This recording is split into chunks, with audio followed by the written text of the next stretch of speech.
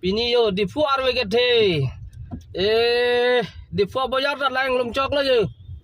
Ali anda. Lang tha. Non baji an la ho. 9 o'clock bây giờ 8:47. Tema auto sakan da lum thai la je. Wah, lum sulit dah kalang di. Wah, lang cái thiệt à, kalang nó có đi. Ini kontak dah ibu. Ừ. Lang lagi dah drain system macam tu. Drain chok chưa là kìa. Yo, Hồ lang thế à. Hồ. Thì gắt thì cái cô rồi lum thúp lên nàng ta. Cái có ít tùm cái lang tha cọ. Đó hồ quá là bay thầy rồi. Yo, nó chỉ chút lóc lăng hồ. Hồ, nào. Di fuar pun zar lagi yo.